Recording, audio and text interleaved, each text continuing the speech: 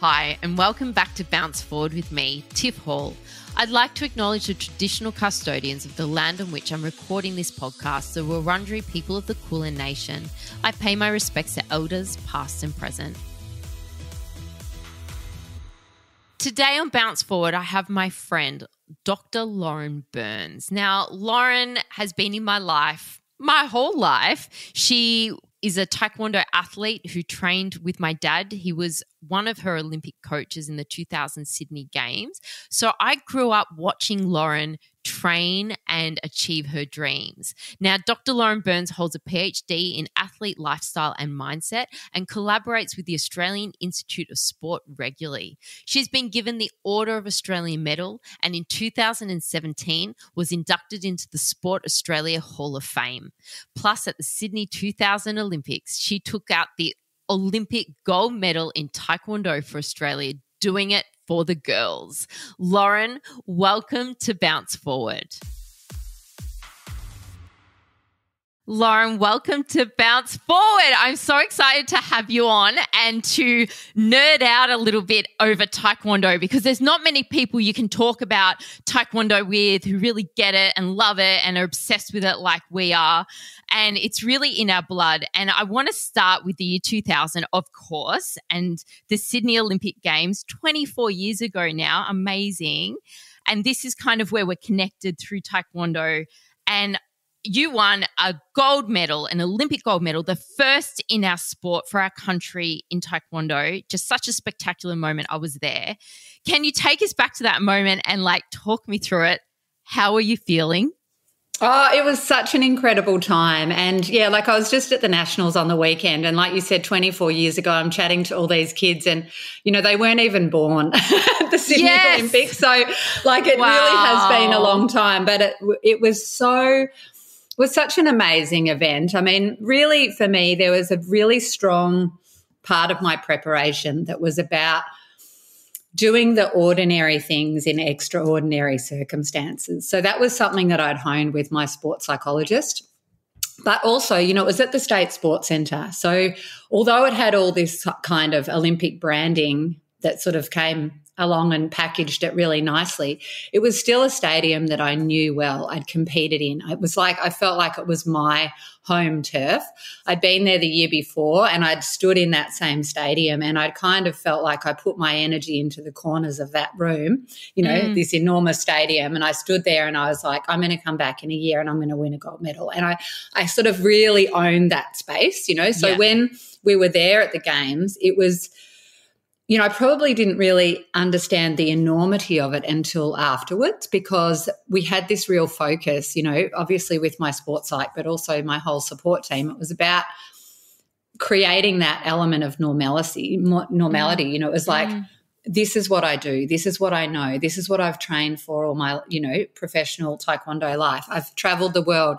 I've competed against these girls. I've, had these international referees. I know my coaches in my corner. I know my support team. So it was all about bringing it back to the normal because it's very easy to get swept up in a big event like that, any event, where it's World Championships, absolutely. World Cup, where, it's just and the nerves come in and you feel differently than you might at, another tournament. So there was this element of it of really kind of bringing the normal and the mundane and doing what and focus on, on the basics and coming back to the simple things, doing the simple things with excellence. And then even in the fights, it was around that creating, being present, being in the moment, scoring, points, holding points. So it's very much about being in that strategy, not thinking about standing on the dais at the end. Yes. And then when it happened, it felt very much in the moment that I actually won, it was like, yes, I was very cool, calm and collected, ticked off that box.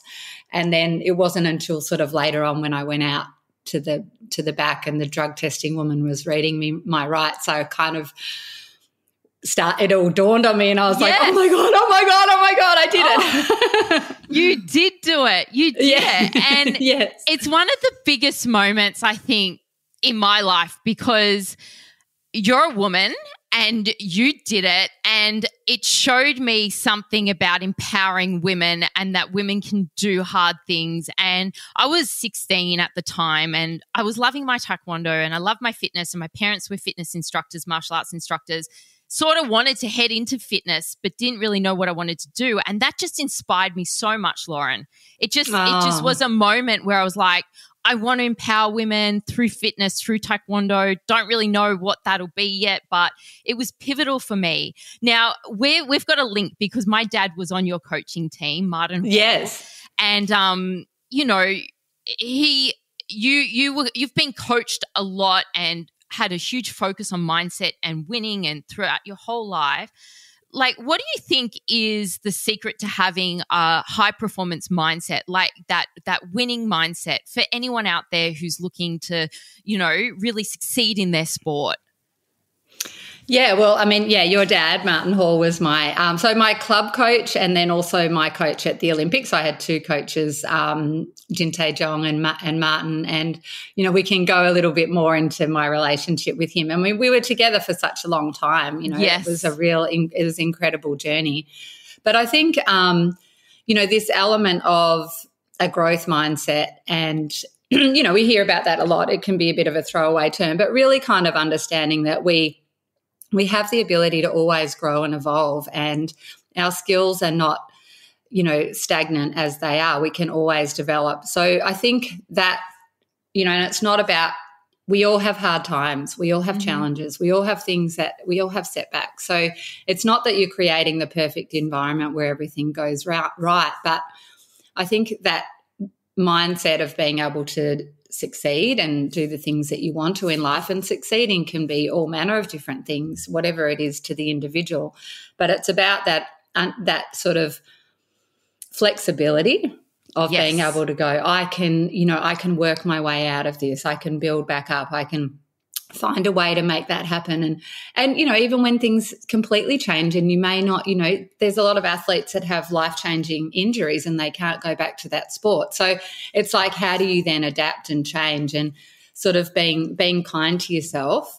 And then, but also looking at, you know, I love the work of, there's a researcher at Stanford, Ali Crum. So she has this work around the stresses enhancing mindset. So even looking at stressful situations or doing hard things and having that outlook where this is going to help me, and how can I what can I use this experience to be able to enhance my life in some way. And, you know, that often comes in with injuries, I think. Yes. It can be a time of our biggest growth, and where we kind of have to really dig in and adapt. So, I think being kind and being really flexible is probably some of the most important elements. That's really good advice. I mean, when I was an athlete, it was much more like winning was everything. So everything I did, winning in taekwondo. So I was never really competitive in other areas of my life, but winning so it was like, what do I need to do to be the best athlete? So that, I mean, I was ruthless. I often felt like I had a samurai sword, and especially close to the games, I just cut out all the crap, all the shit that it was like channel, focus, be really clear. Yeah. And so, but that was very time dependent. You know, and a competition is very much like you have to perform on that day or that's it. Whereas performing in other areas of my life, or, you know, being a good parent or being a good partner or getting a degree or whatever, then that's a little bit of you've got a bigger window to allow for those sorts of things. So it's just sense. A little bit kinder. Yeah.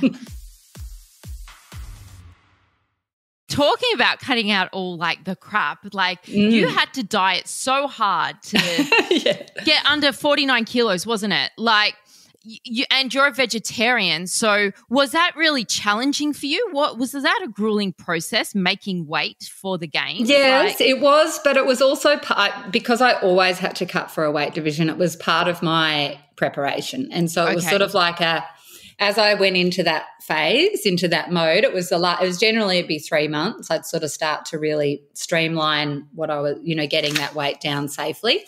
And so that kind of cut out a lot of, it was like, wasn't socializing as much, going out for dinners, doing anything like that. So it was kind of a mental refinement as well. But yeah, so for your listeners, there's normally 8 weight divisions in Taekwondo, and for the Olympics they only had 4. So the normal weight division I'd drop into was 51.